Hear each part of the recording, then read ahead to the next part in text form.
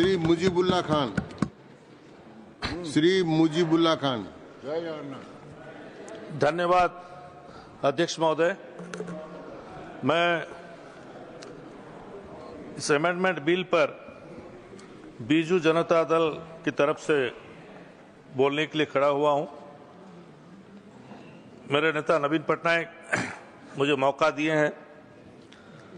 इस बिल के विरोध में मैं बोलने के लिए खड़ा हुआ। सर, वक्फ का जो जमीन है, वक्फ का जो जमीन है, ये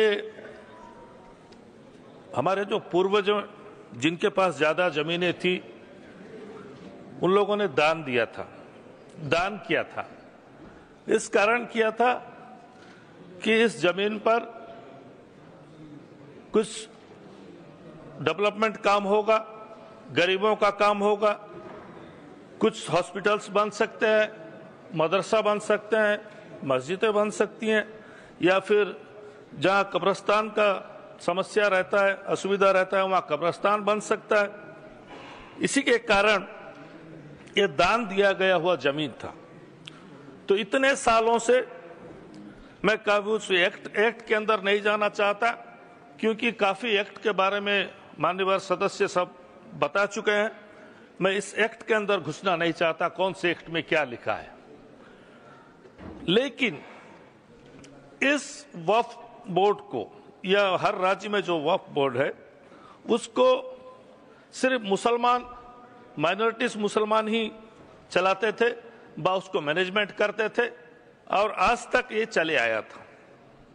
हाँ, हो सकता है कि बहुत से राज्यों में गड़बड़ी भी हुई है, बहुत से राज्यों में समस्या भी हुई है, दूसरी जगह जमीनें हड़पी भी गई हैं। वो बात ठीक है, उसको ठीक करना जरूरी है, वो सबका दायित्व है कि उसको ठीक किया जाए। लेकिन मुझे एक चीज समझ में नहीं आ रहा है अध्यक्ष महोदय, कि जिस बात को लेके सारा भारतवर्ष के मुस्लिम कम्युनिटी टेंस में है, चिंताग्रस्त है, कि इसमें जो गैर मुस्लिम को मेंबर रखा जाएगा, वो क्या करेगा, कैसा करेगा, ये चीज को सोच के उन लोग काफी हद तक टेंस है, चिंतित है। इसी के कारण बहुत से जगह में स्ट्राइक हो रहा है, धरना दिया जा रहा है। लोग बोल रहे हैं कि हमारे शरीयत के अंदर, हमारे कौम के अंदर सरकार बेकार जबरदस्ती क्यों घुस रही है, क्यों इंटरफेरेंस कर रही है। ये जो चीज है, ये सबके दिमाग में है। ये बात हम जानते हैं अध्यक्ष महोदय, कि जब 2014 में मोदी जी की सरकार बनी, उनका स्लोगन भी था कि सबका साथ, सबका विकास, सबका विश्वास। वो विश्वास से वो आज देश के प्रधानमंत्री हैं। तो ये मुसलमानों में अविश्वास वातावरण क्यों है अध्यक्ष महोदय? उनके दिल में ये डर क्यों है कि हमारे साथ भेदभाव किया जा रहा है? इस चीज को हटाना बहुत जरूरी है। ये सरकार का दायित्व है कि मुसलमानों के दिल से ये डर को हटाना चाहिए कि हम सबका साथ, सबका विकास जरूर करेंगे। आप लोग भी इसी देश के नागरिक हो। यही देश, जो देश भारत का संविधान बाबा साहेब आम्बेडकर ने लिखा था कि किसी के धर्म में भी इंटरफेरेंस किसी का अन्य धर्म का होना नहीं चाहिए। अध्यक्ष महोदय, मैं छोटा सा राज्य उड़ीसा राज्य से आता हूं। मेरा गांव में सिर्फ हमारा परिवार मुस्लिम परिवार है, वहां पर बाकी सब हिंदू धर्म के लोग रहते हैं। इतने साल से हम लोग वहां खुशहाली जिंदगी बिता के चलते हैं। जब गांव की मां ठकुराइन का पूजा होता है, यात्रा होता है, तो हमारे परिवार से कोई ना कोई एक नंबर आदमी वहां खड़ा रहता है, तब वो यात्रा निकलता है। उसका मतलब है कि भाईचारा है, उसका मतलब है हम लोग सब एक हैं। हमारे अंदर भेदभाव बिल्कुल नहीं है और नहीं भी रखना चाहिए। हमारा राज्य है जगन्नाथ का राज्य, प्रभु जगन्नाथ का राज्य। सारे उड़ीसा के लोग प्रभु जगन्नाथ को भक्ति करते हैं, न केवल हिंदू करते हैं, सब धर्म के लोग करते हैं। और अध्यक्ष महोदय, मैं आपसे कहना चाहता हूं कि प्रभु जगन्नाथ के जो सबसे बड़े भक्त हैं वो मुसलमान है, उनका नाम है सालो बेग। सालो बेग वो जगन्नाथ को इतना भक्ति करते थे कि वो एक नंबर में आते हैं, उसके बाद बाकी भक्त आते हैं। और जगन्नाथ भी उनको इतना चाहते थे, इतना प्यार करते थे कि जब साल में एक बार रथ यात्रा निकलता है अध्यक्ष महोदय, आप जानते हैं पुरी का रथ यात्रा पृथ्वी में सबसे बहुत बड़ा रथ यात्रा होता है, लाखों लोग वहां पर समावेश होता है। जब रथ वहां निकलता है तो रथ यात्रा के वक्त जो बड़ा दांडो बोलते हैं, जो बहुत बड़ा रथ यात्रा जाता है हमारा भगवान का, वो रथ यात्रा के रास्ते में उनका मजार सालोबेगा का मजार वो पास में है, कुछ दूर जाने के बाद उस मजार के पास रथ यात्रा रुकता है, यानी प्रभु जगन्नाथ रुकते हैं, अपने भक्त से मिलने के लिए रुकते हैं अध्यक्ष महोदय। उसके बाद उनके मजार में जाके भोग चढ़ाया जाता है, फिर रथ आगे बढ़ता है। ये हमारा भाईचारा है, हमारा उड़ीसा का भाईचारा है अध्यक्ष महोदय। तो भारतवर्ष में ऐसा क्यों नहीं हो सकता? हमारा देश में भाईचारा क्यों नहीं हो सकता? मुसलमानों के दिल में डर क्यों है? आप लोग इस डर को हटाने का काम क्यों नहीं करते? माननीय मंत्री, हमारे माइनॉरिटीज के मंत्री यहां बैठे हैं, मैं उनसे भी कहना चाहूंगा कि जो डर मुसलमानों के दिल में है, इसको हटाना चाहिए। हम लोग सबका साथ सबका विकास कह रहे हैं, अच्छी बात है, इसमें कोई दो राह नहीं है, क्योंकि सरकार का दायित्व है सबको देखना, सब धर्म के सब वर्ग को लोगों को आगे बढ़ाना। तो ये बात क्यों दिल में आता है, उसका कुछ कारण है अध्यक्ष महोदय। हमारे धर्म में 5 वक्त का नमाज रोजा जो हम लोग मानते हैं, करते हैं, जहां पर भी अगर नमाज का टाइम होता है हम लोग थोड़ा नमाज पढ़ लेते हैं, तो नमाज पढ़ने से रोका नहीं जाना चाहिए अध्यक्ष महोदय। मैं विनती करूंगा सरकार से कि ये चीज मत किया करें।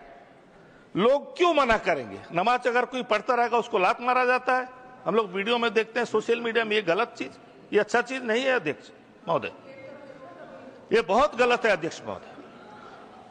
अगर दूसरे धर्म दूसरे वर्ग का अगर वहां रास्ते में अगर प्रोसेशन जाता है तो मना नहीं किया जाता।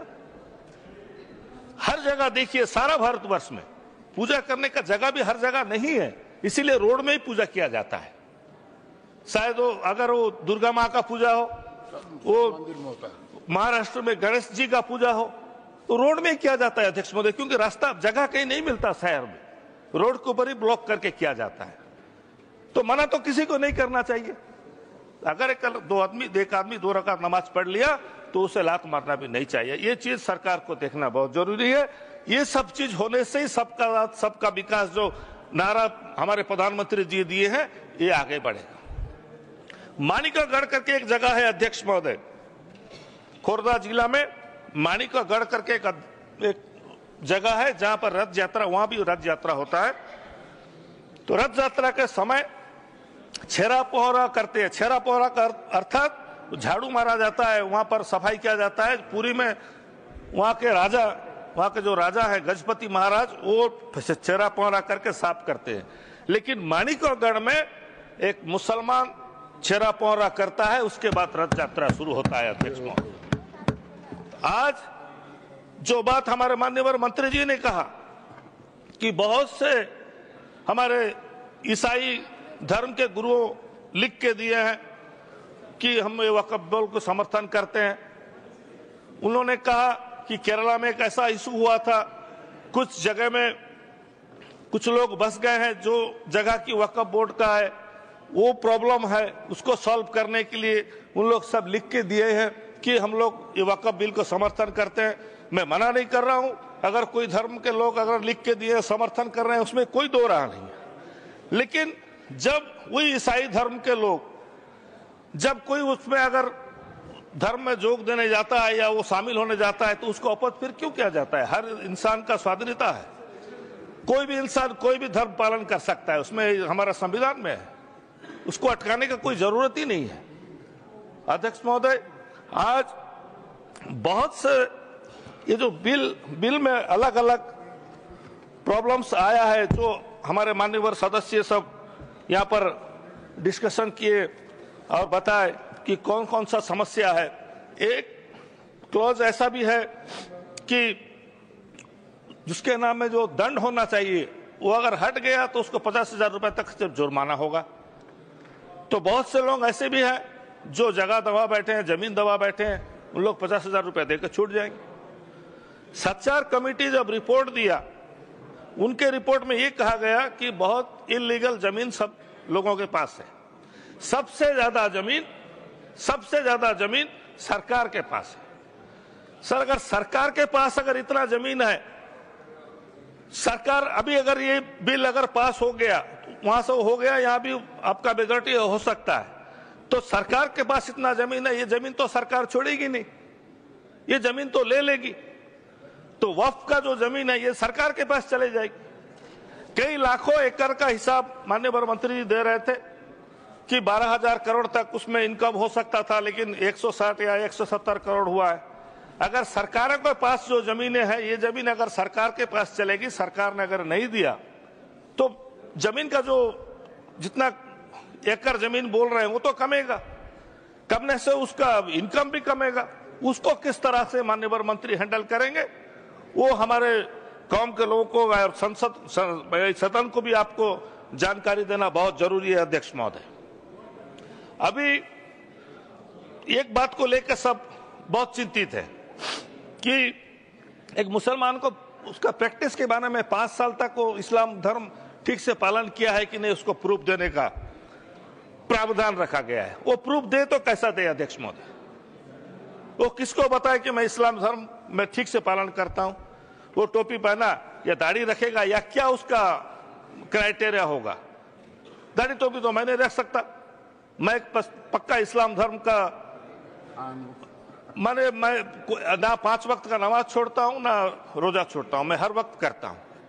लेकिन इस चीज को जो कि 5 इयर्स का दिया गया है प्रैक्टिस मुस्लिम जानने के लिए, ये चीज को भी प्रावधान को हटाना चाहिए। कम से कम इस चीज को हटा देना चाहिए। माननीय मंत्री यहाँ बैठे हैं, मैं उनसे गुजारिश करूंगा कि कम से कम इस चीज को हटा देना चाहिए कि वो अपने आप को कैसा प्रूव करे कि वो इस्लाम धर्म में 5 साल है, 5 साल उसका प्रैक्टिस कर रहा है। इस चीज को हटा देना चाहिए। अध्यक्ष महोदय, मैं उम्मीद करूंगा कि जो बात आज माननीय मंत्री जी बोले कि इस बिल पास होने से, इस बिल के वजह से गरीब मुसलमानों को बहुत मदद होगी। अगर सचमुच ऐसा हुआ तो जरूर इस देश के मुसलमान भी आपको यकीन करेंगे और उम्मीद करेंगे कि आप एक चीज गारंटी आपको देना पड़ेगा या सदन को आपको एश्योरेंस देना पड़ेगा, जो ये बिल पास होने के बाद ये जो जमीनें हैं, ये जमीनें किसी और दूसरे को दिया नहीं जाएगा। ये बिल वक़्फ़ का जमीन वक़्फ़ के अंडर में ही रहेगा, मुसलमान के अंदर में रहेगा। ये जमीन और किसी को हैंड ओवर नहीं हो सकेगा। ये क्लॉज एक आप रखेंगे मंत्री जी, ये मैं आपसे गुजारिश करता हूँ। बहुत बहुत धन्यवाद। नमस्कार। धन्यवाद। श्री मनोज